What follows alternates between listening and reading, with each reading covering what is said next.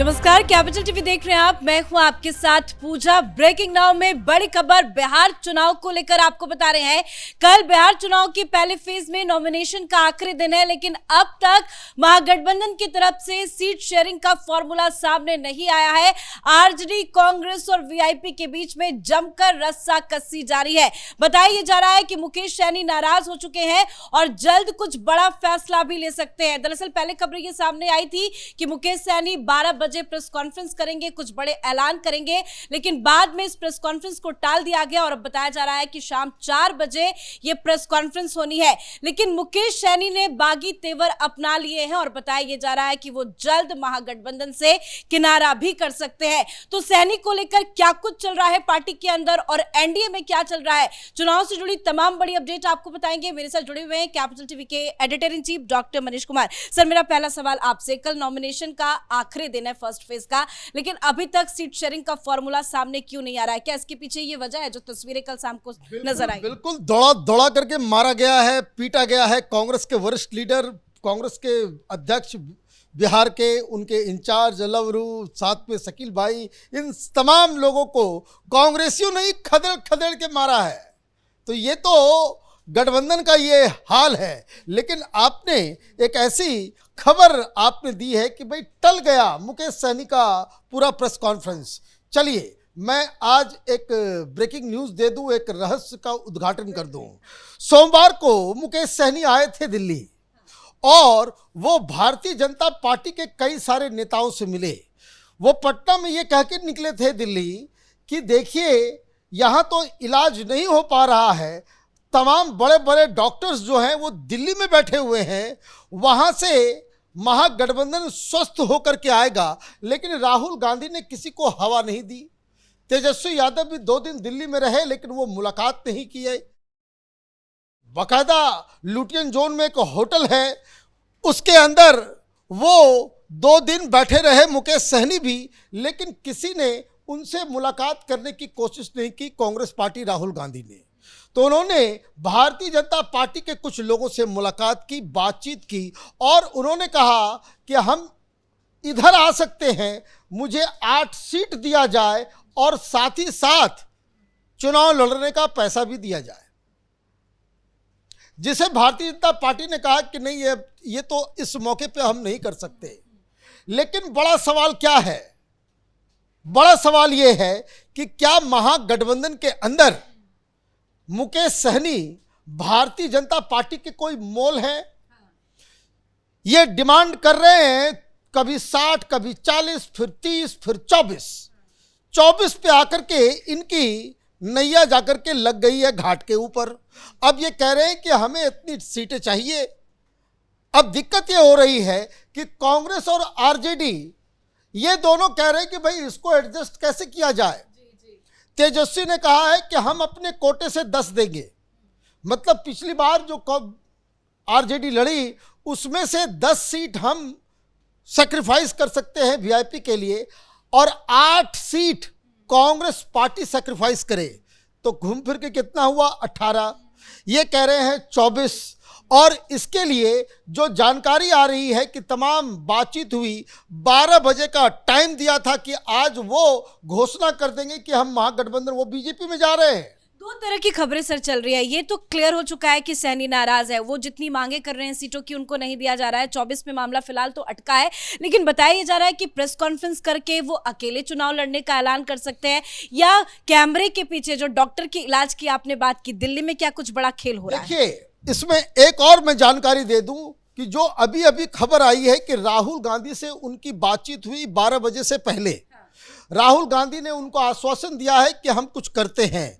इन्होंने कहा कि 4 बजे तक का टाइम है, मुझे 24 सीट दो और डिप्टी सीएम में घोषणा करो। तो सारे लोग हंस रहे हैं, वो ये कह रहे हैं कि अभी तो सीएम की घोषणा ही नहीं हुई है, डिप्टी सीएम की घोषणा कैसे किया जाए?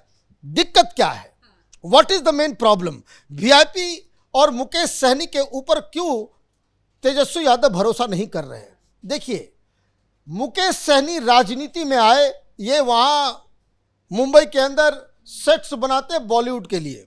ये जितने भी भंसाली, सलमान खान, शाहरुख खान की जो बड़ी बड़ी मेगा स्टार फिल्में जो आती है उसमें जो सेट्स बनते हैं, ये मुकेश सहनी का ये मेन काम है। उनको राजनीति में लाने वाले व्यक्ति हैं अमित शाह। ये दरअसल अमित शाह के ही आदमी हैं। दिक्कत ये है कि इनको ज़्यादा सीटें अगर आप देते हो, मान लीजिए 24 सीटें आपने दे भी दी, 8-10 अगर उसके जीत गए या 5 जीत गए, रिजल्ट के बाद क्या ज़रूरी है कि इनके सारे लोग जो हैं वो या ये खुद ये आरजेडी में रहे, महागठबंधन में रहे, बीजेपी के साथ चले? जो व्यक्ति चुनाव से पहले दिल्ली में आकर के बीजेपी से सौदेबाजी कर रहा है, चुनाव के बाद कुछ पैसों के लिए वो तो उधर भी चला जाएगा। ये चिंता है तेजस्वी यादव की कि भाई ये पिछली बार क्या हुआ था, इसी तरीके से आखिरी दिन तक मुकेश सहनी, तेजस्वी यादव और महागठबंधन के साथ थे।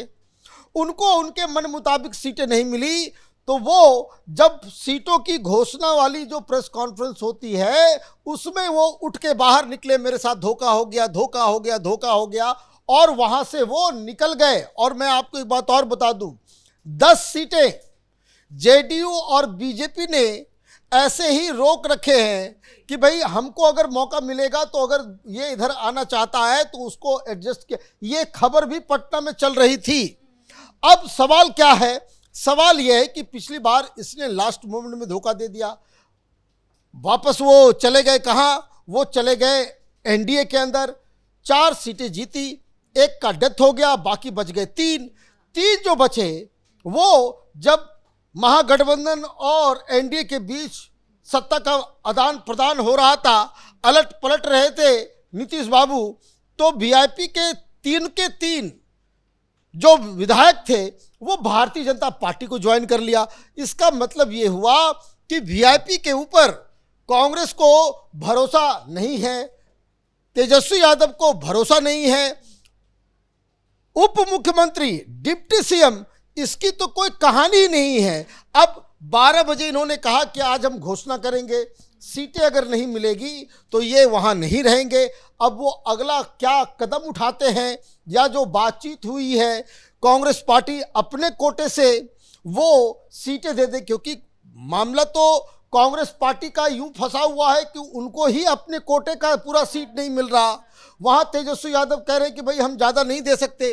तो ऐसे में एक बड़ी दुविधा 4 बजे, क्योंकि कल लास्ट डेट है नॉमिनेशन का, तो जो कुछ फैसला होना है वो आज शाम तक होना है।